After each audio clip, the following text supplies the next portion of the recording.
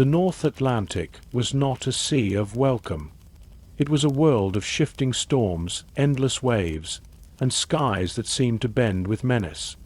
Yet for the Norse, horizons were not barriers but invitations. From their fjords and farms, where mountains rose steep and fields were thin, they looked outward with restless hunger. Their ships had carried them along the coasts of Europe, into the British Isles, across rivers that wound into the heart of kingdoms. So, before you get comfortable, take a moment to like the video and subscribe, but only if you genuinely enjoy what I do here. That small click sends a big signal to the algorithm. That long-form serious educational content still matters, and to me it's an incredibly meaningful show of support. Thank you so much for helping keep this channel going strong. While we time travel together, tell me your location and your local time in the comments. I love seeing where in the world you're listening from. They had found land in Iceland, they had cut homes from the ice and rock of Greenland, and still their eyes turned farther. To a people who saw wealth in distance and power in discovery, the West shimmered with possibility. The sagas tell us how whispers reached Greenland of islands beyond, told by hunters, traders, or those driven off course. These stories described coasts thick with timber, rivers filled with fish, and lands that offered what the Greenlanders most lacked: abundance. To men who fought every year against hunger and cold, the lure of such places was irresistible. No matter how dangerous the journey, the promise of fertile soil and untapped riches outweighed fear. The Norse were not dreamers chasing fables. They were practical people whose survival depended on seeking advantage. If better land lay across the ocean, they would risk everything to find it. The ships they sailed were marvels of their age, long and narrow, built for both speed and endurance. Their hulls flexed with the waves, their oars drove them forward when winds failed, and their square sails caught the gales that hurled them across the deep. But no matter how fine the ship, the sea they faced was merciless. The North Atlantic was a graveyard of storms, a stretch of water where fog hid jagged rocks, where ice drifted unseen until it tore through wood, and where winds could change in moments from silence to fury. To set out into that void was an act of courage as great as any battle. Yet the Norse did not hesitate, for they had always lived by testing the line between risk and reward. We must imagine what it felt like to stand on the deck of a longship, leaving behind the last sight of land. The horizon rolled endlessly, broken only by the crash of waves and the cries of seabirds. At night, the stars guided them, faint beacons in skies swept by cloud and rain. Days stretched with no certainty, only faith in memory and skill. A misjudged course meant death, but the Norse had learned to read currents, the flight of birds, the color of water, the drift of clouds. Knowledge handed down through generations became their map, etched not on parchment but in memory. Why did they sail? Some sought land for farming, others sought wealth in timber and furs, while leaders sought glory in being the first to claim what others only whispered about. Yet beneath these reasons lay something deeper, a spirit of restlessness that drove them beyond what was known. The Norse were not content to hold their fjords or tend their fields. Their culture valued those who pushed farther, who brought back tales and treasures, who carved new spaces in a world that seemed boundless. Exploration was not an exception but an expectation. To seek beyond was to live as a Norseman should. This hunger for the West was also shaped by necessity. Iceland was rocky and windswept, Greenland harsher still. Farming barely sustained its people, and every winter was a struggle against scarcity. Wood, essential for building and heat, was scarce in Greenland. Every tree cut was a treasure. News of forests across the ocean was more than rumor. It was salvation. The sea promised what the land withheld, and so they set out not only with hope but with need. In this way, the western horizon became more than a direction. It became a destiny. For the Norse, to sail into that uncertain space was to gamble everything against hunger, hardship, and time. Yet in doing so they stretched the reach of their world farther than any of their contemporaries imagined possible. They were not content with the edges of Europe. They pressed into the unknown, into places where no written map guided them, and where every wave threatened to erase their journey forever. The western horizon was not simply a place beyond sight. It was a frontier of the mind, a line between the known and the imagined. To the Norse, it held terror and promise in equal measure. It was where their ships might vanish forever, or where they might find new lands that would change their fate. Standing on the shore, watching the sail vanish into mist, their families could not know if they would ever see their men again. Yet they went, driven by the knowledge that to stand still in their world was to wither.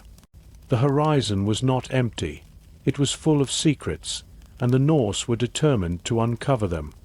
Greenland was both an achievement and a prison. When Eric the Red led settlers there at the end of the 10th century, it was hailed as a bold victory, proof that the Norse could carve life from the very edge of the world. The name itself, Greenland, was chosen to entice, to mask the harsh truth that the island was more ice than meadow. For a time the promise held. Families raised cattle and sheep in the narrow fjords. Hay was cut in summer for the long winters, and small farms clung to survival in pockets of green wedged between mountain and sea.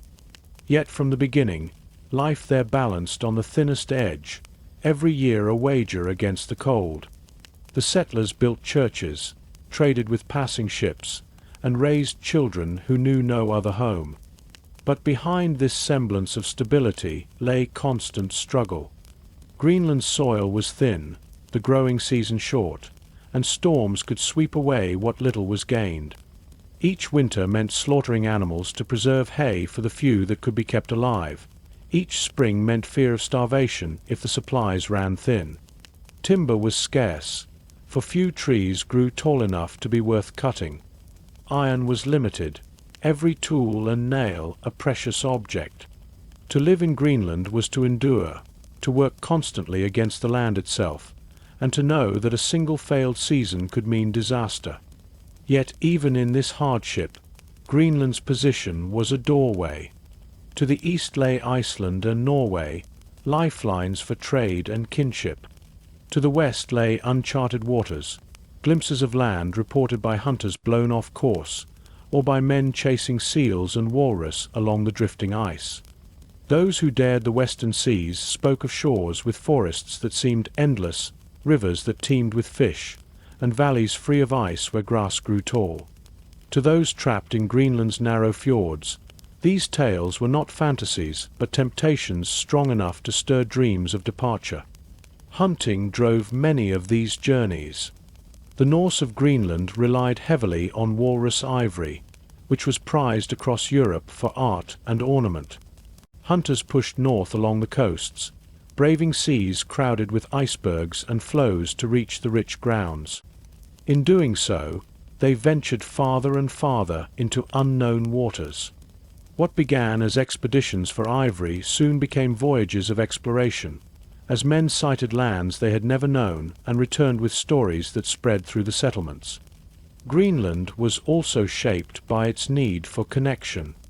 Ships from Norway brought tools, cloth, and luxury goods, but they were rare and irregular.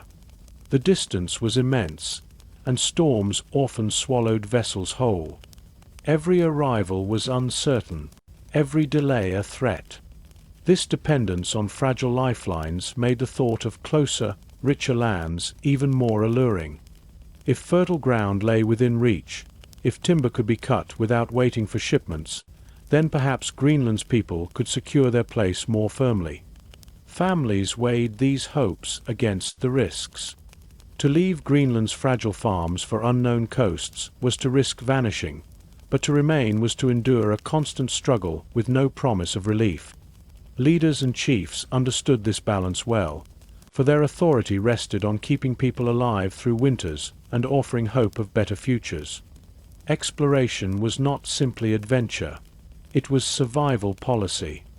The chance of finding a land where resources could be drawn freely was worth the gamble. In this way, Greenland became less an end than a stepping stone. Its very barrenness pointed the way beyond. To live there was to look outward, to sense that the island itself demanded the seeking of something greater. Men and women lived with the knowledge that their farms were not enough, that their lives rested on voyages yet to be made.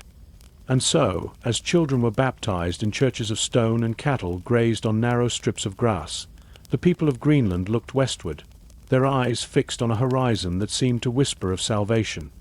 Every shore they settled before had opened new paths. Norway to Iceland, Iceland to Greenland. Each step carried them farther into unknown seas, farther from their homelands but closer to something greater. The pattern was clear, and Greenland was never meant to be the final chapter. It was a waiting ground, a narrow foothold where necessity pressed them onward. For the Norse, to stop was to wither, but to go farther west was to grasp at life itself.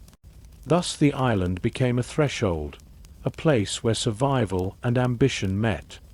Its people endured cold winds and thin soil, but they also nurtured the memory of rumors, of lands richer and warmer across the waves. Greenland taught them hardship, but hardship honed their will. Beyond it lay the unknown, and for a people who measured themselves by daring, that unknown was irresistible. Greenland was not the end of their world. It was the edge from which they leapt into the next. The written memory of the Viking voyages to America survives not in royal chronicles or carved inscriptions, but in sagas passed down through generations, eventually set to parchment in Iceland centuries later. These sagas, the saga of the Greenlanders and the saga of Eric the Red, are fragile bridges between history and myth, stories shaped by memory, pride, and imagination. They do not read like clear reports, but like tales told in smoky halls, where each telling blended fact with legend, where every listener added their own weight to what was remembered. Yet within their pages lie clues to the most astonishing journeys of the Norse age. The saga of the Greenlanders begins with accounts of chance. A man named Bjarni Herjolfsson, blown far from his course, is said to have sighted unknown lands to the west, though he never set foot on them. His report stirred others, who saw opportunity where he had seen only risk. Leif Erikson, son of Eric the Red, gathered men and sailed toward those mysterious shores. The saga describes what they found: a place of flat stones they named Helgeland, another of dense forests they called Markland, and finally a land rich with grapes, grass, and game, which they named Vinland. The saga of Eric the Red offers a different telling, more elaborate, filled with characters who quarreled, schemed, and fought. It tells of Thorfinn Karlsefni, who led an expedition with families intending not just to explore but to settle. It describes women among the voyagers, livestock carried across the sea, and the building of houses that might anchor life in the new land. But it also tells of encounters with the Skraelings, indigenous peoples whose presence turned exploration into conflict. The sagas recall trading attempts, sudden violence, and the constant unease of living on soil claimed by others. What makes these sagas remarkable is their mixture of ordinary detail and startling wonder. They speak of men gathering timber, catching fish, and building shelters, scenes that ring with plausibility. Yet they also speak of magical grapes, of beasts, of visions that blur into the strange. For centuries, readers dismissed them as legend, imagining Vinland as a fantasy conjured by restless minds. But time and archaeology have shown that beneath the flourishes lies truth. Norse sailors did indeed cross to the shores of North America. The sagas are not simple to trust. They were written long after the voyages, by men who lived in a different world, shaped by Christian faith and distant from the raw urgency of the first explorers. Memory had already shifted. What was once fact became colored by story, what was once hardship softened into drama, and what was once terror became entertainment by firelight. Yet even distorted memory can hold fragments of reality, and in these sagas, those fragments gleam. They tell us that the Norse were not content with Greenland's narrow fields. They sought new lands with trees to cut, soil to till, and resources to claim. They tell us that families, not just warriors, crossed the ocean, showing that this was more than a raid. It was an attempt at life, a vision of permanence on a new shore. They tell us too that the land was not empty, that encounters with indigenous peoples defined the limits of Norse ambition, just as resistance from the Sami and Jarmians had shaped their northern frontiers. Even contradictions in the sagas are revealing. Where one version emphasizes Leif's voyage, another lifts Karlsefni as the true leader. Where one describes Vinland as a place of grapes, another highlights forests and game. These differences hint at stories reshaped by time, by pride in ancestors, and by the need to claim credit for great deeds. They are not faults but signs of a living tradition, passed mouth to mouth, carried across centuries like echoes of waves. Modern readers, hungry for certainty, often struggle with these texts. Yet their power lies precisely in their ambiguity. They show us how memory works, how truth and imagination weave together, how a people made sense of journeys that seemed larger than life. They remind us that exploration is never just geography. It is also story, and the way a culture chooses to tell it. The sagas stand as the first written hints that Europeans reached America long before Columbus. They are not polished maps or official proclamations, but they hold within them the voices of those who risked the sea, who set foot on strange soil, and who returned with tales that would outlive them. They are fragile, flawed, but enduring like the explorers themselves. And through them, we glimpse the shadow of sails on a western horizon, proof that even in legend, truth finds a way to endure. The voyage into the Western Ocean was unlike any other the Norse had faced. To sail along the coasts of Britain or France was to keep land within sight, to know rivers and harbors where a ship could anchor, to count on human settlements where trade or plunder might be found. But to turn the prow west from Greenland was to surrender to a sea without markers, a stretch of water where the horizon swallowed everything, where no friendly shore awaited if storms drove the ship astray. This was not the sea of merchants or raiders. It was the sea of explorers, and only the bravest dared its silence. The landfalls they encountered tell us much about the world they crossed. The first was a place of stone, flat and barren, its cliffs rising stark against the surf. This was Helluland, the land of flat stones, most likely the coast of Baffin Island. To men from Greenland it must have seemed at once familiar and alien, a place where ice clung to the shore, where wind scoured the ground, and where no trees softened the landscape. There was no bounty to tempt settlers here, only the harsh beauty of rock and snow. They named it and sailed on, for what they sought was not desolation but life. Farther south they came upon Markland, the land of forests. For Norse eyes, starved of wood in Greenland, this was a treasure beyond price. Great trees rose from the earth, dense and dark, stretching in all directions. Ships needed timber, houses needed beams, and fire demanded fuel. Here was a place where such needs could be met endlessly. They cut trees, loaded their ships, and marveled at the abundance. Yet even Markland was not the goal, for they had heard of lands richer still, where grapes grew wild and fields promised food. And so they pressed farther, past the forests, chasing the dream of plenty. Each land they touched carried both promise and warning.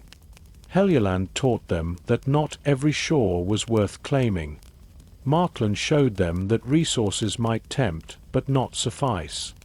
The western voyage was no straight line to paradise, but a chain of discoveries, each new place shaping what they hoped to find next.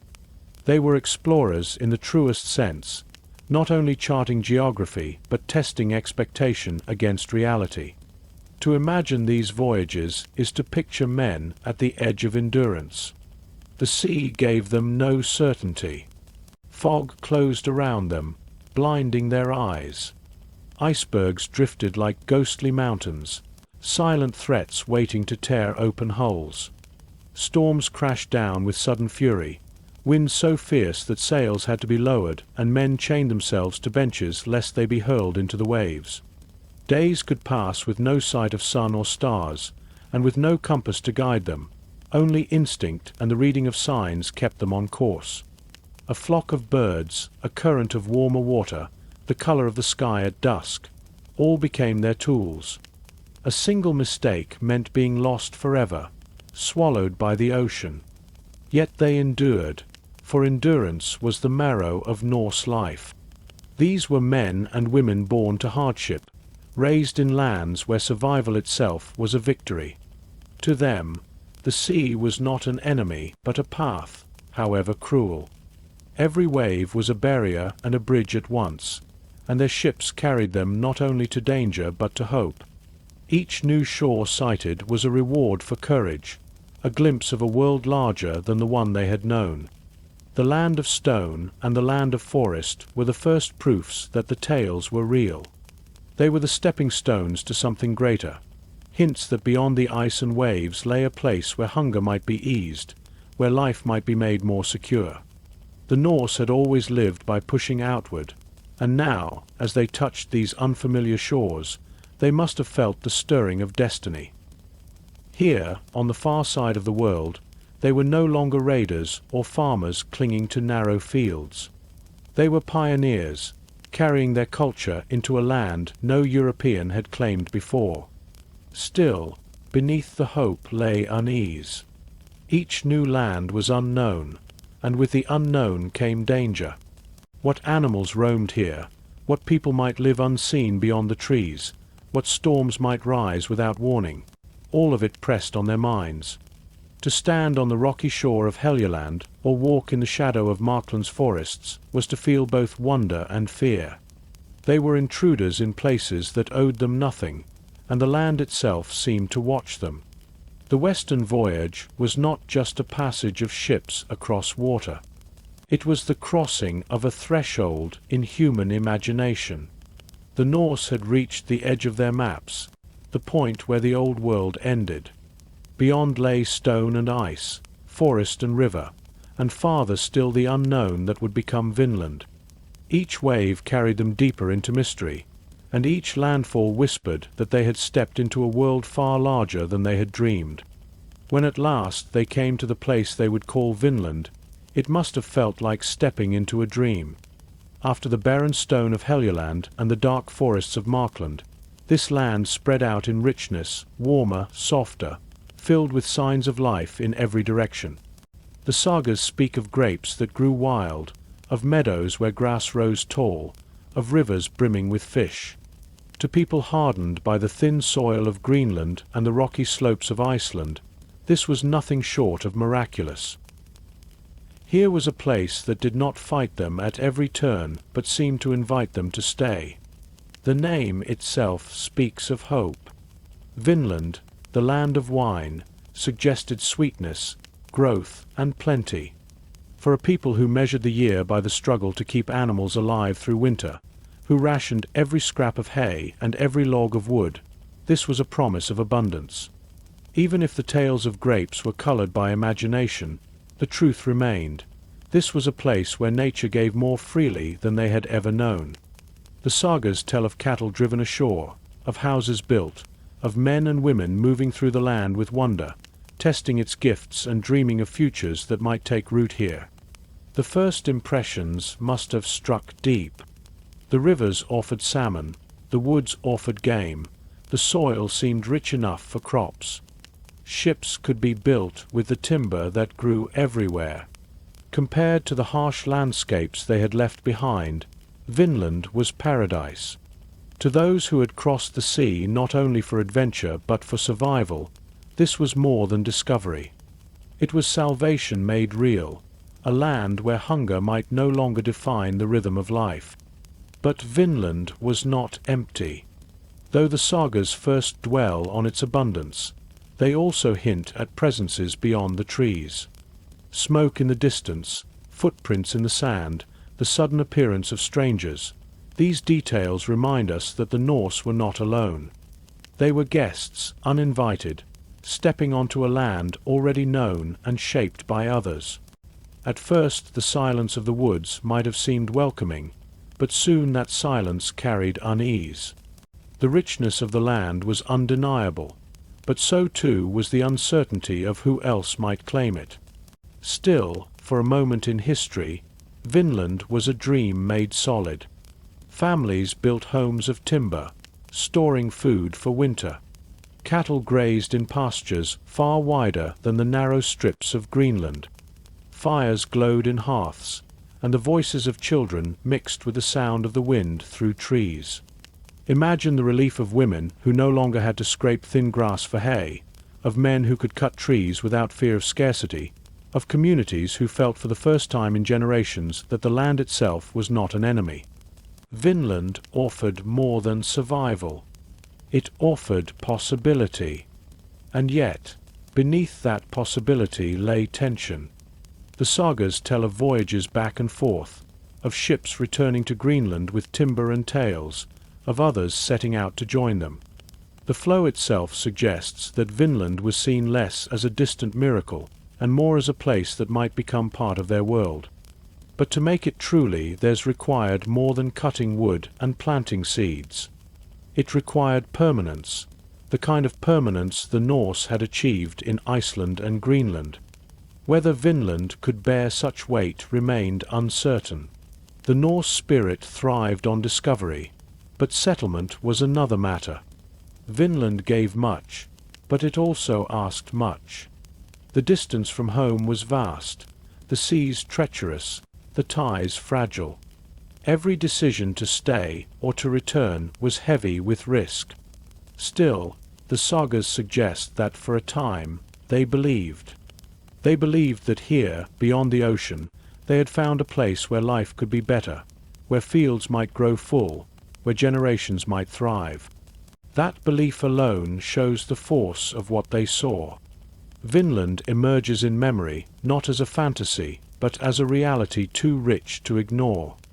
It is the proof that the Norse had reached beyond the limits of Europe, that they had touched the shores of a new continent centuries before others would claim the same feat. In the sagas, the descriptions carry awe, a sense that even hardened explorers were humbled by what they found. Vinland was not just another land. It was the land that seemed to promise everything they had sought when they first turned westward, a place where hope outweighed hunger, where the horizon finally offered reward. For the Norse, the story of Vinland was both triumph and tragedy. Triumph because they had reached it, seen it, lived upon it. Tragedy because they could not hold it, because the dream slipped away even as it seemed within their grasp. But in this moment of arrival, in the first sight of rivers and meadows, they must have felt that destiny itself had led them here. Vinland was not a rumor anymore. It was real, and it stood as the most extraordinary prize ever claimed by their ships. The sagas tell us that the Norse were not long in Vinland before they saw signs that the land was not theirs alone.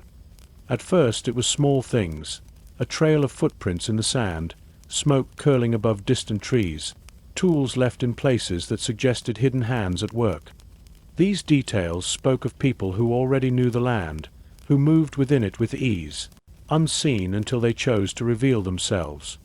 The Norse called them skraelings, a word that carried the edge of strangeness, describing not only foreignness but also the unease of meeting others on unfamiliar ground. At times, the stories describe moments of peace.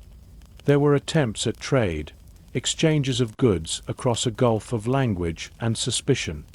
The Norse offered red cloth, which the strangers prized, and received pelts and food in return. For a brief moment, the ocean that divided continents seemed bridged by curiosity. Each side watched the other with wary eyes, unsure if these meetings would end in friendship or in blood. The The Skraelings must have wondered at these pale men who arrived in ships shaped like nothing they had seen, while the Norse wondered at people who appeared as sudden as shadows in the forest. But peace was fragile, and fear soon cracked it. In the sagas, a quarrel breaks out during trade, small at first but enough to spill into violence. Stones were thrown, weapons raised, and what might have been the beginning of alliance dissolved into chaos. The Norse, skilled in battle but few in number, quickly discovered that the land itself seemed to side with its people. The Skraelings moved with confidence, knowing the rivers, the woods, the hidden places where they could strike. For the settlers, who had crossed the ocean with hope, this was the moment when hope turned sharp, when the dream of Vinland grew teeth. These encounters revealed more than cultural misunderstanding. They revealed the true difficulty of the Norse position. To settle a land already lived in was not simply to fight hunger and weather, it was to fight human resistance. The Skraelings were not passive. They defended their ground fiercely, appearing in numbers that astonished the settlers. One saga speaks of a battle where the Norse were driven back by a storm of arrows and stones, their settlement shaken to its core. No matter how skilled the Norse were in combat, they were too few to dominate a land so vast and so populated. Imagine what it must have felt like for those families. They had braved the sea, they had built homes in a place that seemed like paradise, only to realize that the land was not welcoming them but warning them. Every night, as fires burned low, they must have listened for movement in the woods, every crack of a branch or rustle of leaves a sign that enemies might be near. Even the children must have felt it, the heavy silence of a place that no longer seemed safe. The sagas also hint at the depth of the gulf between them. Without a shared language, every gesture could be misread, every action could spark fear. A smile might be taken as mockery, a trade as theft, a warning as a threat. Misunderstanding piled upon misunderstanding until trust was impossible. And beneath it all, there was the simple fact that the Norse came not only to visit but to claim, while the Skraelings had no reason to yield. Two worlds collided in those first encounters, and the clash was inevitable. Yet there is also a sense of respect in the stories. The Norse feared the numbers and the ferocity of their opponents. They spoke of them not as weak, but as dangerous, capable, and determined. To admit such fear was rare for a culture that valued strength above all. That they recorded these struggles at all shows how deeply the encounters struck them. They did not forget the Skraelings, and their memory carried weight across generations, shaping how Vinland was remembered not only as a land of plenty, but as a land defended. The first encounters were therefore more than fleeting moments. They defined the future of Vinland. Without peace, settlement was impossible. Without numbers, conquest was unthinkable. The Norse had reached a land rich in promise, but its people stood in the way, and the settlers were forced to see that no dream, however sweet, came without cost. The Skraelings became part of the story as much as the rivers and meadows, reminders that the western horizon was not empty but alive with voices of its own.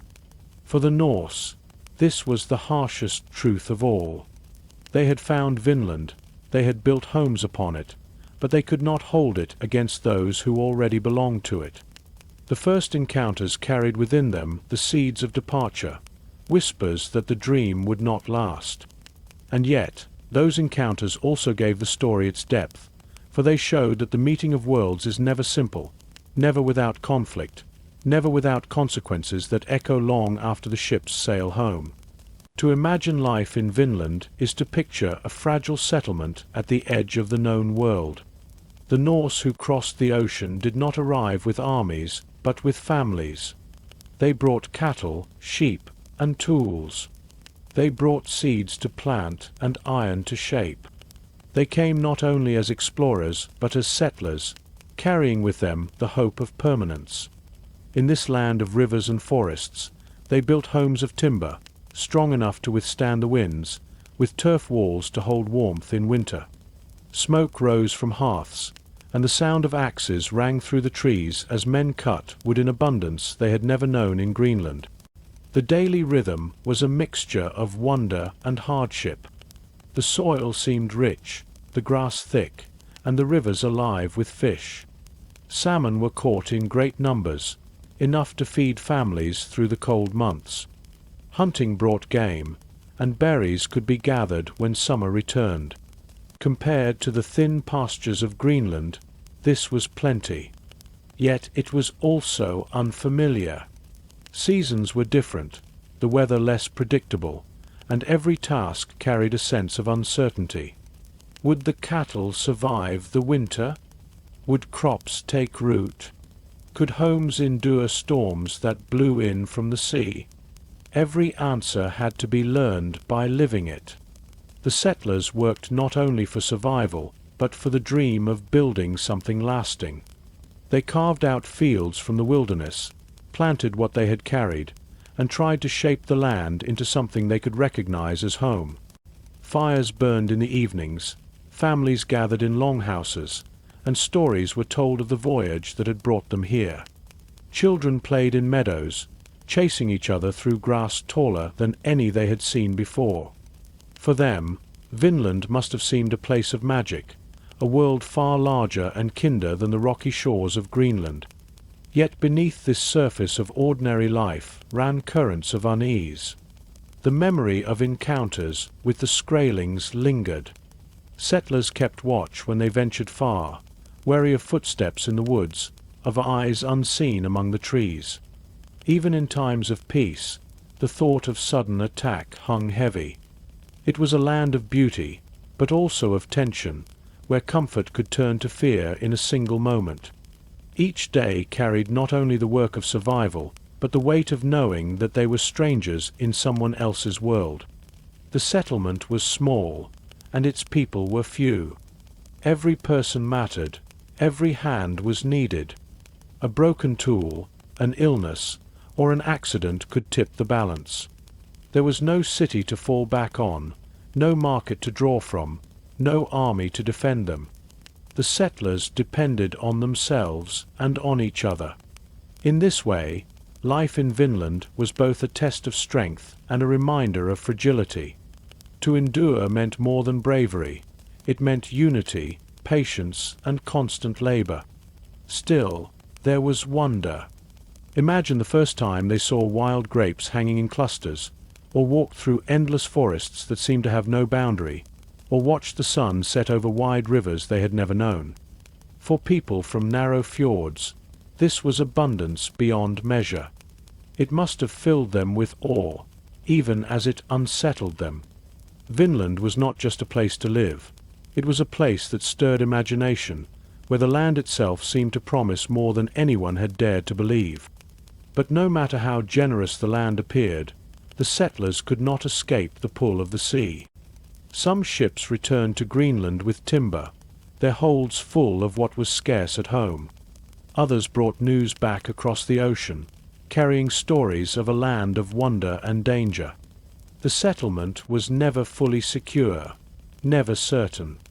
It existed in a state of trial, as though each year the land itself asked whether they were strong enough to remain. Life in Vinland was therefore a mixture of hope and fragility. It was evenings by the fire, children's laughter, and the satisfaction of fields cleared and fish caught. It was also the constant edge of fear, the knowledge that they were far from help, and that the land was not empty. In this balance of plenty and peril, the settlers lived their days, not knowing if they were building the start of a new chapter or only a brief footnote in the long story of the Norse. For a short time, Vinland was alive with their presence. Homes stood, cattle grazed, smoke curled from hearths, and ships lay moored in rivers. It was not fantasy but reality, as real as Iceland or Greenland had been when first settled. And though it would not last, for those who lived there it must have felt like standing at the center of possibility, in a place where the horizon seemed to open forever. Vinland was not only a land across the ocean. For them, It was the promise of a future that shimmered just beyond reach. The story of Vinland is as much about loss as it is about discovery.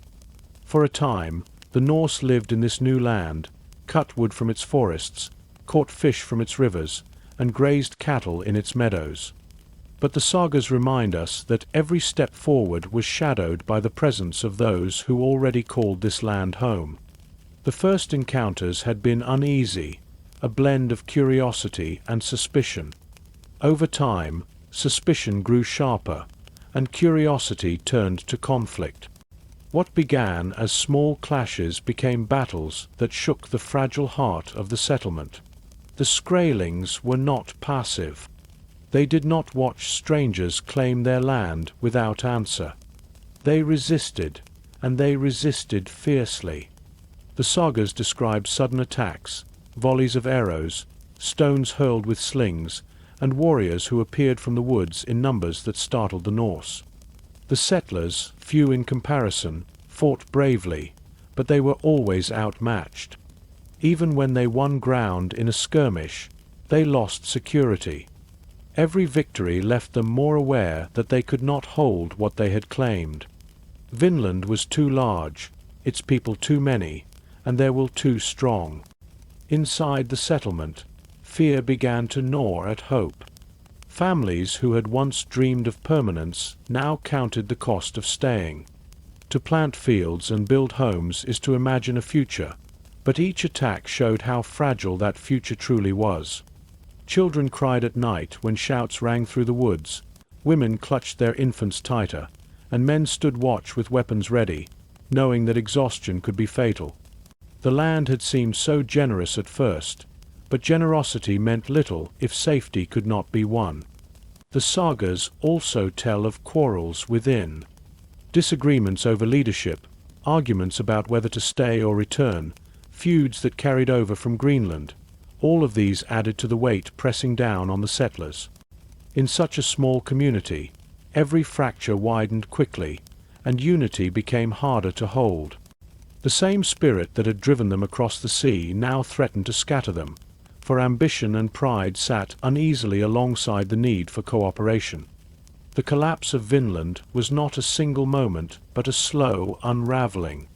Each encounter with the Skraelings showed that the Norse could not dominate the land. Each argument within the settlement chipped away at resolve. Each winter reminded them of their distance from Greenland, of the long and perilous voyage that separated them from supplies, kin, and trade. They were too far, too few, and too exposed. The dream that had seemed so close began to slip through their fingers. When the settlers finally left, it was not because the land failed them. The rivers still ran full of fish, the forests still stood thick with timber, and the meadows still spread wide and green. What failed was the balance between hope and fear. The cost of staying grew heavier than the reward, and so they chose to go. The houses were abandoned, the fires left cold, and the voices of children faded from the meadows. Vinland, for all its promise, was given back to its first people. For the Norse, this retreat must have been bitter. They had crossed the ocean, risked everything, and touched a land that no other Europeans would see for centuries. They had built homes and imagined futures. Yet in the end they had to admit defeat, not by the sea they had mastered, nor by the land that had seemed so kind, but by the people who lived there and by the limits of their own strength. Vinland was not theirs to hold. The sagas remember this ending with sorrow and awe. They speak of courage, of fights fought bravely, of discoveries made, but they also carry the weight of loss. The settlers could not remain, and so Vinland became memory rather than home. It lived on not as a place to return to, but as a story to tell, a story of both greatness and limitation. The Norse had reached farther than anyone before them, but even they could not bend the land to their will. Conflict and collapse defined the last chapter of Vinland. The Norse left behind no great ruins, no monuments, only the echo of their presence in the sagas and the traces found in the earth centuries later.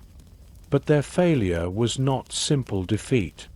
It was proof of the strength of the land's people, proof that even the boldest explorers could be turned back, and proof that some horizons cannot be held, only touched. For those who returned to Greenland and Iceland, Vinland remained both glory and wound. They had seen a world beyond imagination, yet they had been forced to leave it behind. And in that contrast lies the heart of their story, a reminder that discovery does not always lead to conquest, that sometimes the greatest journeys end not with triumph, but with the quiet acknowledgement of limits. For centuries, the sagas of Vinland hovered in the uncertain space between legend and history. Many dismissed them as stories too grand to be true, imagining grapes in the north as fable, imagining whole voyages as the invention of storytellers who wished to glorify their ancestors. But stories, even when bent by memory, often carry kernels of truth. And in the 20th century, the earth itself revealed that the tales were not simply dreams spoken in smoky halls. They were real, and their reality was buried beneath the soil of a windswept headland in Newfoundland. At a place called Meadows, archaeologists uncovered the remains of Norse settlement. The discovery was quiet at first, strange mounds and patterns that seemed unnatural, traces that whispered of human hands. Careful digging brought out the story, piece by piece. Turf walls revealed longhouses built in the Norse style, with dimensions that matched those of Greenland and Iceland. Fire pits were found, the charred remains of hearths where families once gathered for warmth. Iron nails and rivets surfaced, unmistakable signs of ship repair, for only Norse technology of the time could shape such metal. Most telling was the evidence of ironworking. A small forge was discovered, where bog iron had been smelted into usable tools. This was no chance site, no fleeting camp left by hunters. It was a settlement, a place where people lived, worked, and repaired ships, a foothold on a new continent. The sagas had spoken of such a place, and here, in the soil of Newfoundland, the proof stood firm. Artifacts told stories more subtle than the sagas. A spindle whorl showed that women had been present, spinning wool as they did in every Norse household. A bronze pin spoke of clothing fastened in the style of Europe. Even a fragment of a bone needle suggested the quiet rhythm of daily life, of mending clothes in the long evenings, far from the lands they had known. These were not the tools of warriors passing through, but of families who had come to build and stay, at least for a time. The landscape matched the tales in its own way.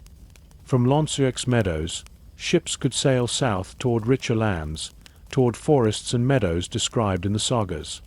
It was a base, a gateway, a place of arrival rather than final settlement. The Norse did not vanish into fantasy. They landed here, lived here, and left their mark.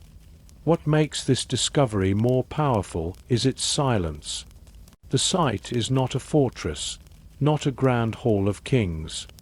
It is humble, ordinary, almost quiet in what it reveals. But it is precisely that ordinariness that speaks loudest. It tells us that the Norse truly crossed the ocean, not as mythic heroes, but as people carrying the simple tools of survival. They spun wool, shaped iron, cut wood, and tended fires. Their presence in America was not a tale of gods or giants, but of real men and women, standing at the edge of the unknown. Science added weight to the story.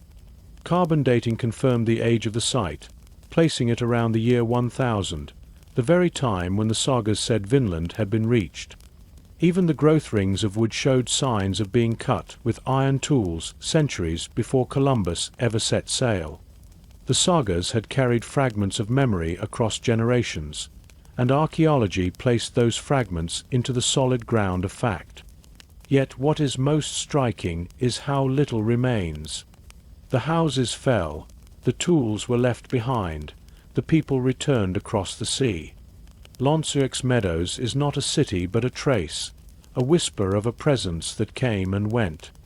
It reminds us of how thin the line is between permanence and disappearance, how easily the greatest journeys can fade into soil and stone. But it also reminds us of endurance, for even in their fading, the Norse left proof that cannot be erased. Archaeology has turned myth into history. Where once the sagas stood alone, now the earth itself testifies. The Norse reached America.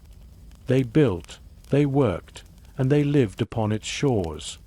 And though their stay was brief, the fact of it changed the shape of human history.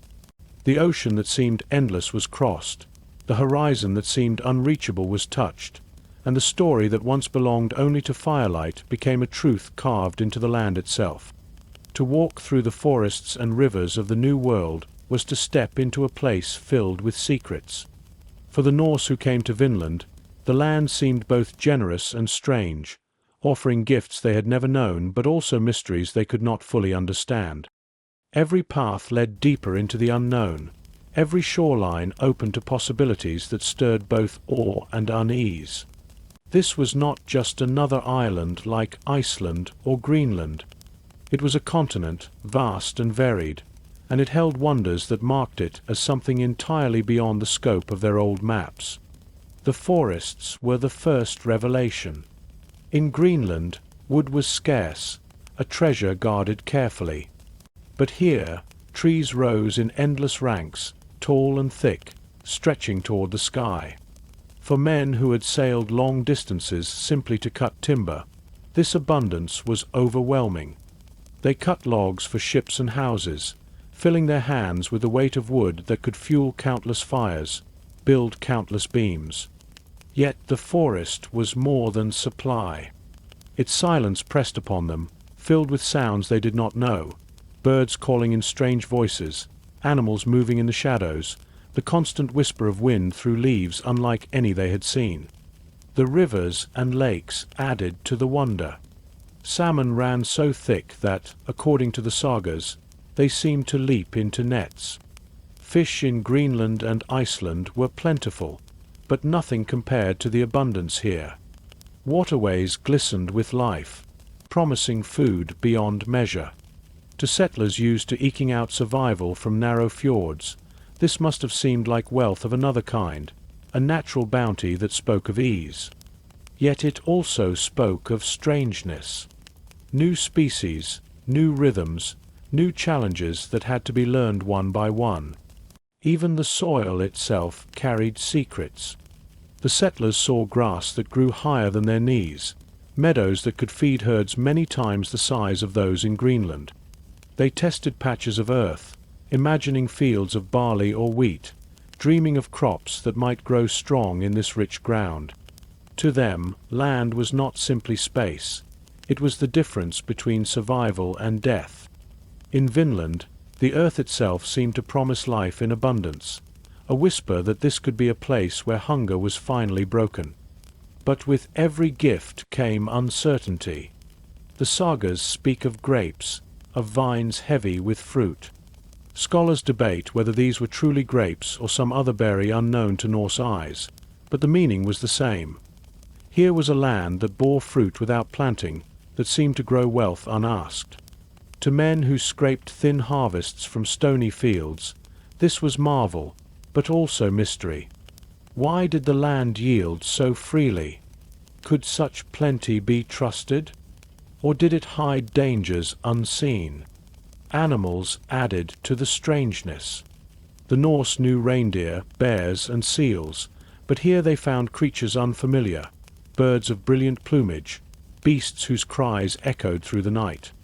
Hunting brought them food, but also confusion. Which animals could be trusted, which plants were safe, which waters could be crossed? All these were questions the land itself asked of them. To settle here was not simply to live as they had always lived, but to learn anew, to remake their knowledge in the face of a world they had never known. The secrets of Vinland were not only natural, they were also human. The presence of the Skraelings was a constant reminder that the land was alive with lives beyond their own. Every sign of habitation, a canoe gliding silently across a river, smoke rising faint in the distance, the marks of camps along the shore, reminded them that they were guests, and that this land belonged to others. To live in Vinland was to live in a balance of wonder and tension, never knowing if the forest would yield food or enemies, never knowing if the silence hid peace or threat. For the Norse, these secrets carried both promise and fear. On one hand, they revealed possibilities beyond imagination, timber to last generations, rivers bursting with fish, meadows wide and green. On the other, they revealed the limits of their power. Here, their old ways of reading the land no longer applied. Every day was a lesson, and every mistake could prove fatal. Vinland was not conquered easily, because it could not be conquered in the way Europe or even Greenland had been. It had its own laws, its own rhythms, and it demanded humility as much as courage. In the sagas, this sense of mystery lingers. The descriptions are filled with awe, with notes of abundance that border on dreamlike. But beneath them lies a truth that archaeology has confirmed. Vinland was real, and its riches were real, but it was too great, too strange, and too alive to bend easily to the will of strangers. Its secrets were not meant to be mastered in a few short years. They were meant to endure, to outlast the brief presence of those who crossed the ocean to find them. For the Norse who stood on its shores, Vinland's secrets must have felt endless. And for us, even now, they still hold power, reminding us that discovery is never simple, that new lands always carry mysteries that change those who dare to enter them. For the Norse in Vinland, the greatest enemy was not the people who opposed them, nor the forests that pressed in on their homes. It was distance. The Atlantic Ocean lay between them and everything they had ever known, a gulf so wide that every ship sent back to Greenland felt like a lifeline cast across a void. To live in Vinland was to live at the edge of connection, always aware that help, trade, and family lay weeks or months away, across waters that could swallow a ship whole. This shadow of distance was as heavy as any battle, as cold as any winter. The voyage itself was punishing. To cross from Greenland to Newfoundland meant facing storms without warning, fog so thick the sea seemed endless, icebergs drifting like silent fortresses, and winds that could drive ships off course for days. A ship lost was not only timber and sail but people, goods, and hope.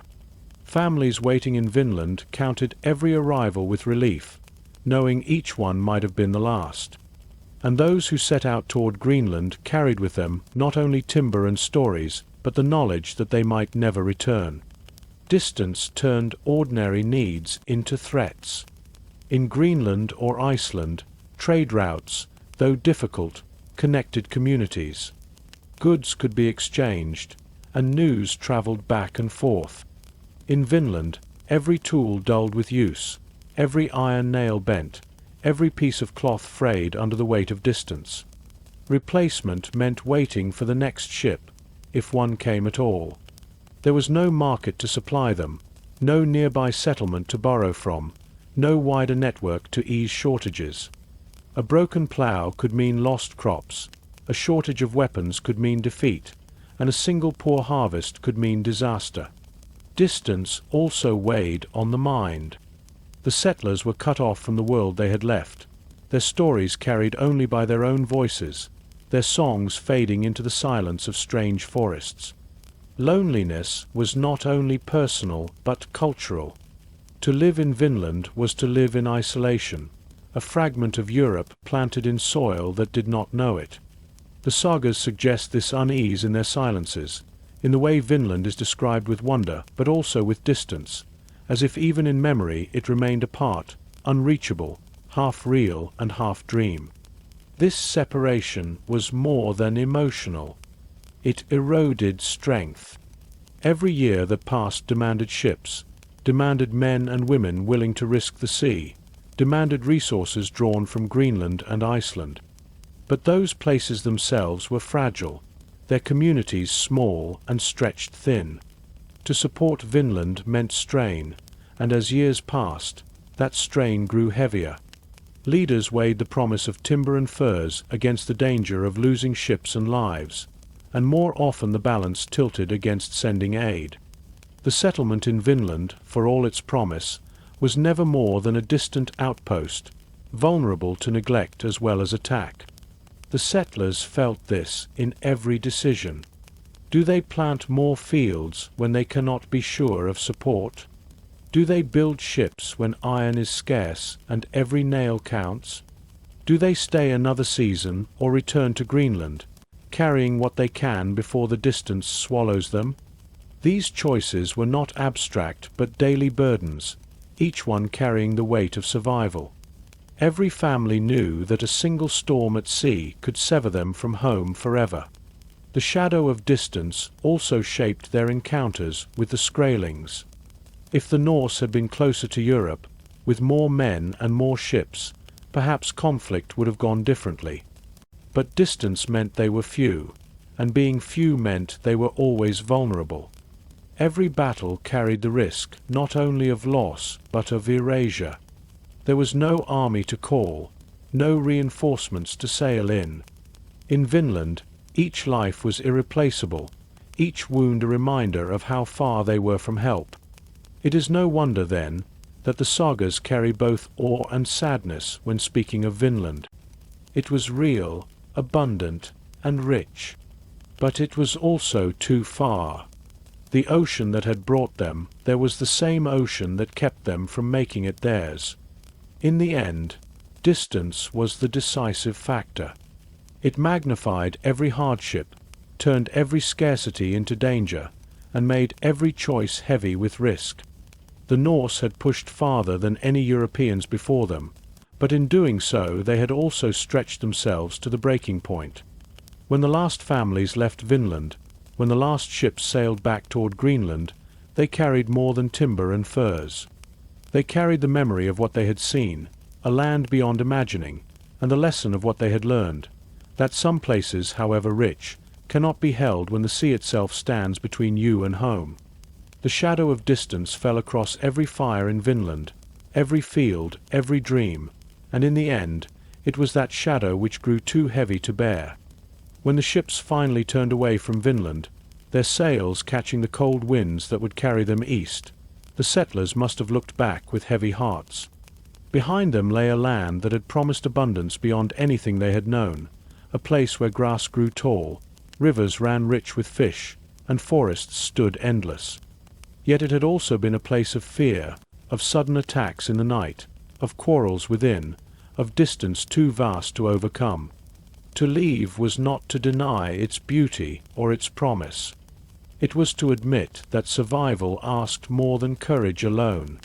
The voyage back was a journey from dream to reality.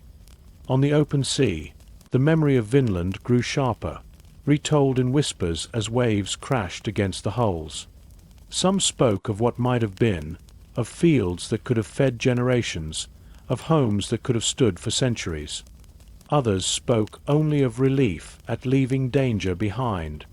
Each family carried their own memory of the land, and each memory was tinged with both pride and sorrow. For all of them, the sea now marked a border not only between continents but between hope and loss. Greenland waited with its rocky shores and thin pastures. Compared to Vinland, it was harsh and meagre, yet it was known, and that familiarity carried its own comfort. Families who returned stepped again onto soil that resisted them, but it was soil they understood. They rebuilt lives among narrow fields and short summers, telling stories of the land across the ocean, stories that grew with every telling. Children who had never seen Vinland imagined it through the words of their elders, a place both real and distant, filled with wonders that seemed almost too great to believe. For leaders, the return demanded reckoning. Timber brought back from Vinland was valuable, proof that voyages could yield wealth, but the cost was high. Ships lost, men dead, settlements abandoned, these weighed heavily against the profits. Each new attempt would require risk, and each risk could weaken the fragile communities of Greenland and Iceland. As seasons passed, the choice to return again grew harder to justify. Vinland had shown its riches, but it had also shown its dangers. The scales tipped slowly toward caution, until the dream of settlement slipped into the realm of memory rather than plan. Still, the return did not erase what had been achieved. Those who had seen Vinland carried its memory for the rest of their lives.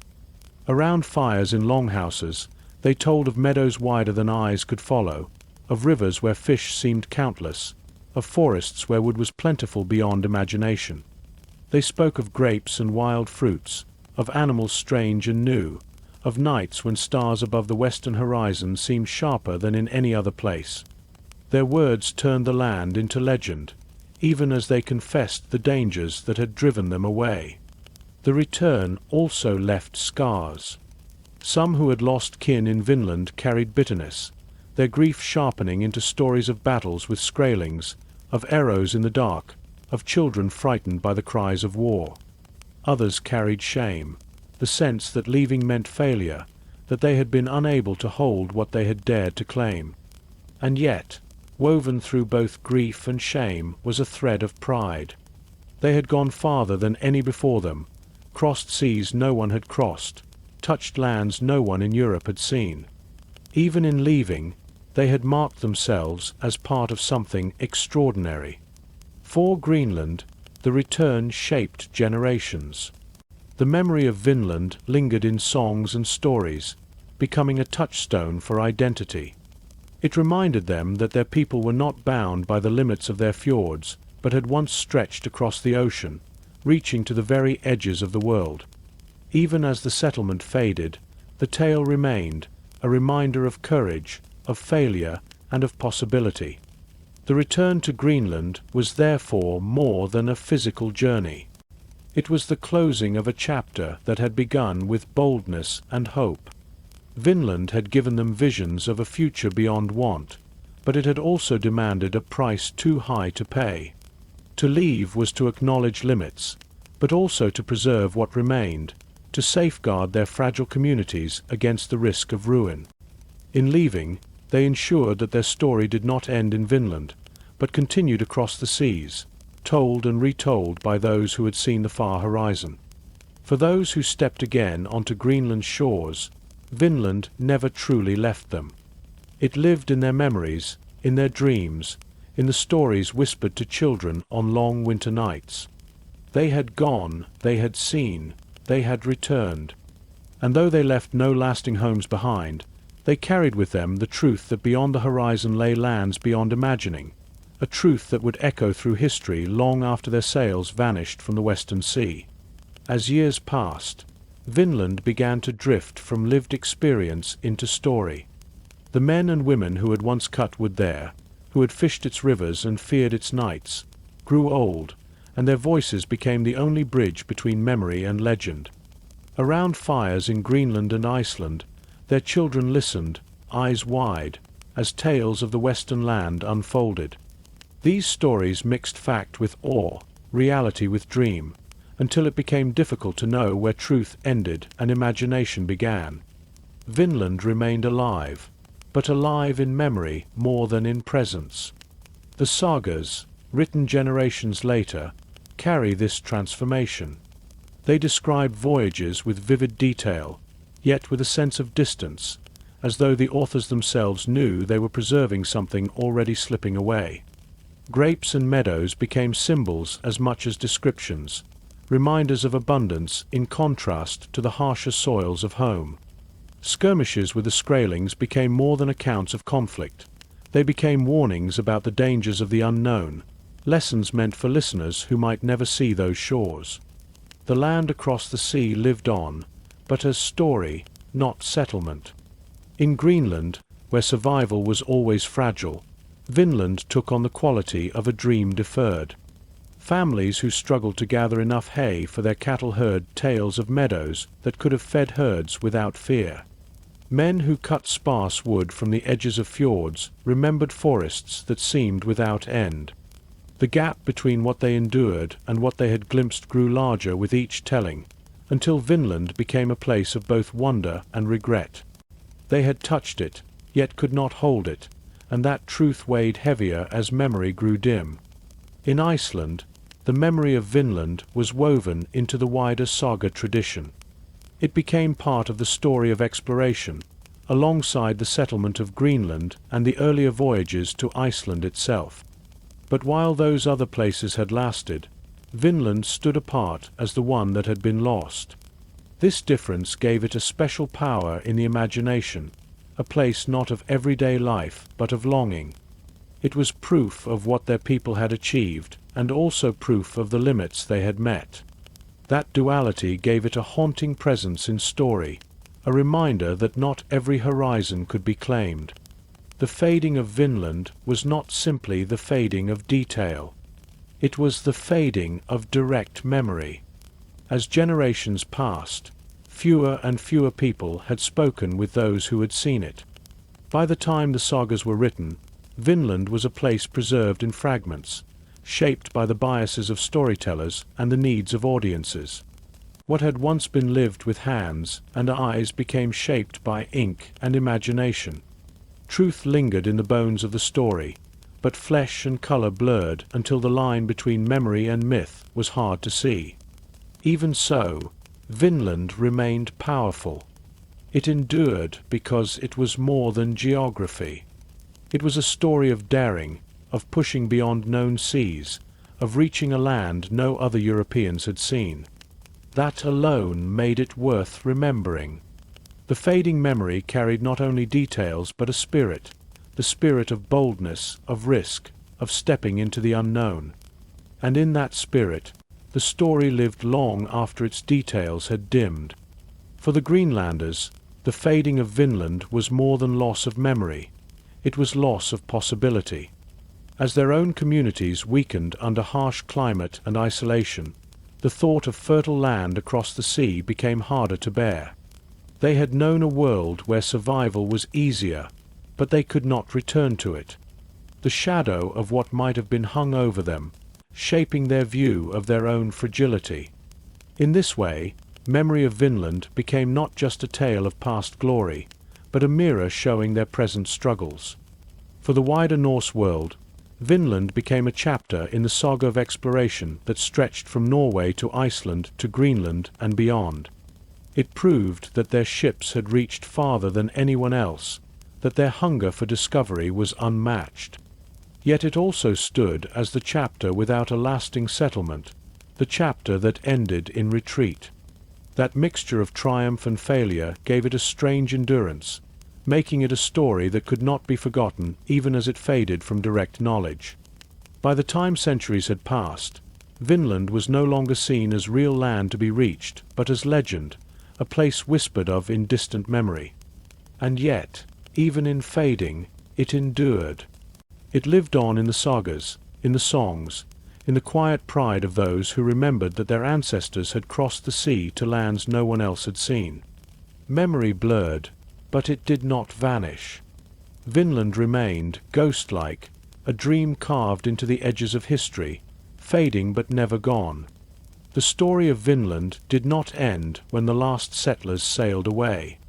Its legacy lived on, carried in the sagas, in whispers across generations, and finally in the soil where traces of their homes remained.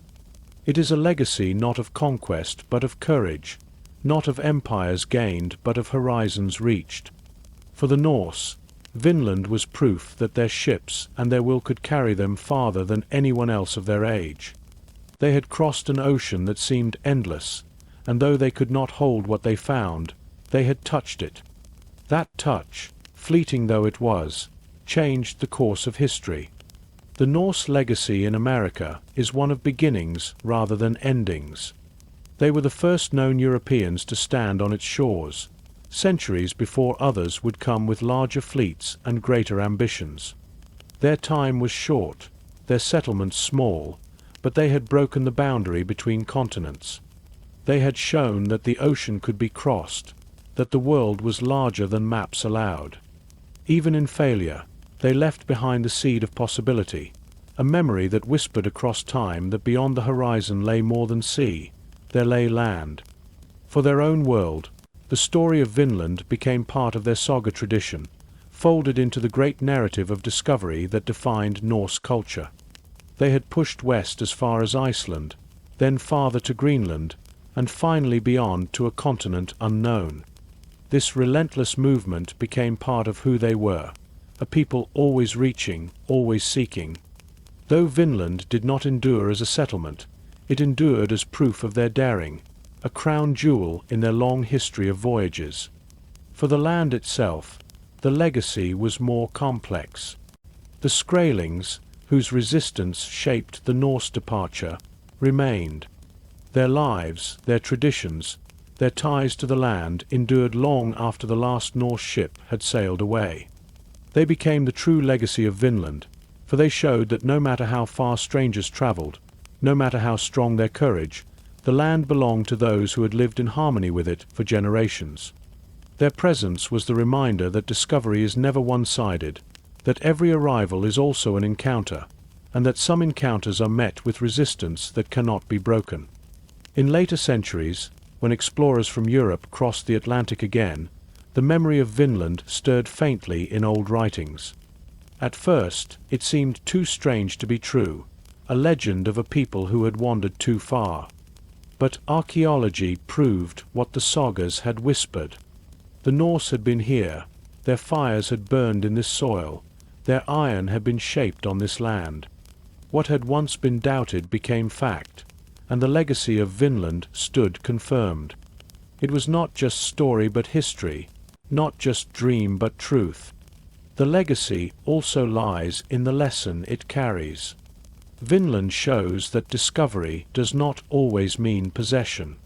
The Norse found abundance, but they also found limits. They found beauty, but they also found resistance. Their legacy is not one of empire but of encounter, of daring that met with reality and returned humbled. In this way, their story is perhaps more human than any tale of conquest. It is the story of reaching for more than one can hold, of touching greatness but learning that not everything can be claimed. For us today, the legacy of Vinland remains powerful. It reminds us that history is shaped not only by victories but also by attempts, by journeys that do not end as planned. The Norse did not plant cities in America, but they planted memory, and that memory changes how we understand the past. They remind us that even in failure, courage leaves a mark, and even in retreat, discovery endures. The legacy of discovery is therefore not measured in lands held or treasures gained, but in horizons crossed. The Norse crossed farther than any had dared, and for that they stand in history as pioneers, as dreamers, as wanderers who proved that the sea was not a wall but a bridge. Vinland was their greatest reach, their boldest vision, and though it faded, its story lives on. It lives in the sagas, in the earth, in the knowledge that the first Europeans to see America came not with conquest, but with wonder, with fear, and with a restless spirit that drove them across the ocean. In the end, the legacy of Vinland is this: the reminder that discovery is not always about holding, but about seeing. It is about standing on a shore no one from your world has seen, breathing air no one from your land has breathed, and knowing, if only for a moment, that you have touched the edge of the unknown. That moment, brief but real, is what the Norse carried home, and it is what history remembers still.